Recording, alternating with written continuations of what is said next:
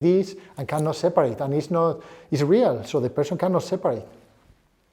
So those people are brought to the scenario, to the stage, and because those are the people that want to have fun. So the hypnosis shows, stage comedy hypnosis shows, are the easiest thing that can be done with hypnosis. So it's quite simple. And here, 2, 4, 6, 8, 10, 12 people. With 12 people, we could have fun at least with 3 or 4 people. We could have good fun. At least. Jason O'Callaghan. I went to that and he was doing those tests at the beginning, and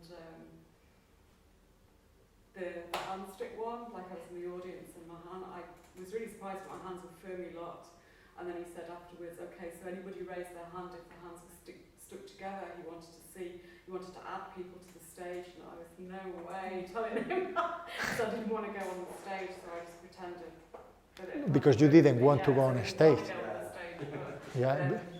So yeah, it's a question of people being very suggestible, but wanting to go and be kind of public with it. And it might happen that there are people on a stage that they are apparenting to be hypnotized, and they are not hypnotized. They just want to have fun, and it happens too. You might see people that is like, okay, I want to have fun. I have noticed, I have done shows, and I can know people that I think that they are not hypnotized, but they are just getting along. They are just doing their role there, but there are other people that they are really hypnotized. They just do whatever I tell them to do, because they feel it like that. So. And there was a guy who was on the stage who was clearly, I don't think Jess was there from the group, but he was clearly uncomfortable. He kept kind of coming and going like this, he was freaked out, so eventually the guy brought him on stage and sat him down and gave him a glass of water. He was obviously not comfortable with making an idiot of himself. Yeah, no, it's good. For me, I respect people who do shows. I have done shows, and it's good to build your confidence, because when you are in front of so many people and you are using techniques, because at the end of the day, that's hypnosis too. We use it for entertainment, but it's hypnosis. For me, it's been good just to build my confidence, to feel comfortable in front of on the stage with people. So it helped myself too, and I have fun with people, and it was for entertainment too. You can frighten people about going. I'm a huge fan of hypnosis, but lots of people I mention it to, they feel, I'm not giving up control. They think that they don't understand. It creates a misconception what hypnosis is. They think it's going to be like on stage that I'm going to be totally doing things I don't know about. They don't understand. My interest in my son's girlfriend, and she's scared of spiders, and my son said, my dad will do a session with you for that, and she said, I'm not letting anybody into my head. Exactly. And I said to her, well, tell her she's let somebody into her head already if she's scared of spiders. Exactly, yeah, that's very good answer. Yeah. But it does frighten them, doesn't it? They think it's... Yeah, it's... They don't get I think, keep it through. That's why some people are calling themselves mind coaches and things like that, get away from the word hypnosis because of that. It's unfortunately, it's gone backwards in some ways because, there's so much publicity for it. Well, in the years gone by, there's a doctor in Nice doing, anaesthetic by hypnosis. I forget his name now. I remember that. And all that was very good. And and now it's kind of, because of... I know people I believe will benefit from it, and they're afraid of it. Yeah. It's quite sad. And if you think about it, if people are panicked, they don't like giving up control. No. So if you suffer from panic, I'd be afraid to do it. Yeah, you have to get... At that stage, how would you describe it to someone that doesn't know what hypnosis is? How would you describe what's actually What goes on in therapy as opposed to... Close your eyes. Count from 1 to 5. Open your eyes. That's how hypnosis feels like. That's I think when you tell people it's like meditation. meditation, You're just visualizing it's not that things in a very certain relaxing. state, in a relaxed state. A lot of people, I've said to them that it's very like meditation. It's just what you do when you're there. Instead of letting it go, you're letting someone put thoughts in, but you can hear them. okay. All the ritual we do for hypnosis is because we want to achieve a state of relaxation where the brain waves are. I don't remember the hertzios. I don't remember the beta state, alpha, theta state. before going to sleep. It's like the state before going to sleep. So when the brain is in that state of mind, it's much easier to learn. It's much easier to accept suggestions.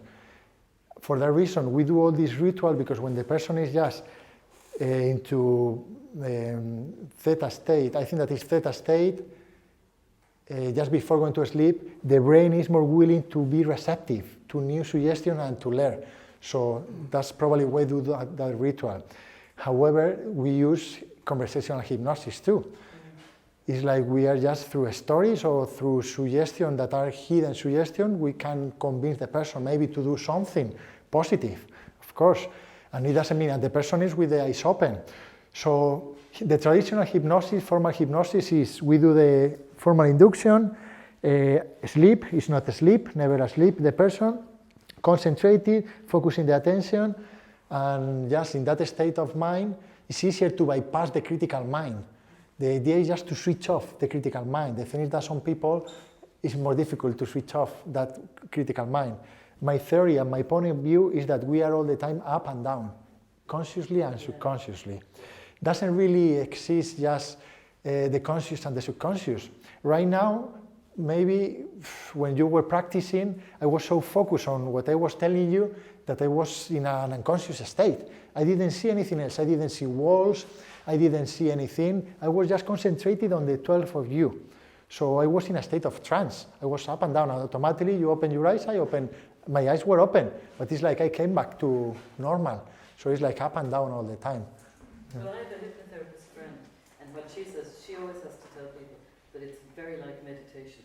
And then the state you're in is very similar, and then they have a bit more faith that they're not going to be running around flapping wings. Yeah, it's important. All the time, like if you drive a car, you go somewhere and you've gone through 3 villages. You don't even know how you did it. Exactly. Like the kids on the television, you put your hand on their face and they're the child is in the television. Or when you're reading a book. Okay. About some modalities really quickly. Yeah. Do you think it's wise? I don't know. Is it wise sometimes to use that? It seems like a bit of a kind of quick fix, an NLP type thing. If somebody's had a trauma, to do that kind of, play Laurel and Hardy music over it, replay it. Is it good to do that, or should you be kind of trying to go a bit deeper? And What makes you think that it's not good? Because I tried it myself for something that had been troubling me, and I just felt uncomfortable doing it because I don't know, I suppose because I'm more used to kind of deeper approach of trying to excavate and unearth all the crap before you can get rid of it, Well, I wondered if it was a bit too fast and superficial, or if that's what I was saying before, that sometimes people may get scared if I tell them, look, in 1 session or 2 sessions you're going to rid off a fear or phobia that you have had for 20 years. Yeah. The truth is that it happens many times. You can do it in 1 or 2 sessions. But there is nothing wrong with that. Okay. It's true that it doesn't happen all the time. With fears and phobias, in 1 or 2 sessions, they are done, in most cases. But with a traumatic event, well, a phobia is caused by a traumatic event. You were bitten by a dog, and that was traumatic. But if we are talking about something deeper, you might need more sessions. You might need to release the cause. You might need maybe some more practice. But aren't you talking there about how you can use hypnosis for psychotherapy as well? What you're talking about is more the conditioning stuff. But I mean, there's always a case, I personally believe that people need to sometimes, if you just want to give up smoking, fine. But if you're doing something else, it may come out another way if you get rid of this one. Right. If you've got something deep, you probably need to do a little bit of work on psychotherapy, or even through hypnotherapy, where you that's what I getting in touch. That's what I get what you're saying. Get in touch with what it is first, if it's deep, and then condition your way out of it. Yeah, that's kind of what I just I would agree with that. It depends what your problem is. If it's superficial enough, then I can say, great, go straight into conditioning. But if if you're acting out of something deep in your past, I think it would be dangerous not to know. There are people who are not ready to let it go. Through hypnosis in a different way with you. Yes, you can do it. Actually, we are not. I'm not a psychotherapist myself. At hypnotherapy level. Yes, so right. As well. Accidentally, actually, I went for hypnosis.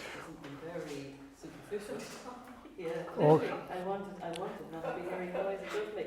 And whatever the spell was so good that it went into, I didn't come in here for this. Was this your noisy neighbour?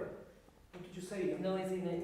Because I was used to living in a bigger house and I was living for a while in Okay, now you were in the an noise, apartment. I'm hearing noise above me that other people aren't hearing it as loud as I am. And are you still hearing it or now it's gone? Well, it was much deeper. I wouldn't like to get into that. What was interesting was why I'm more susceptible.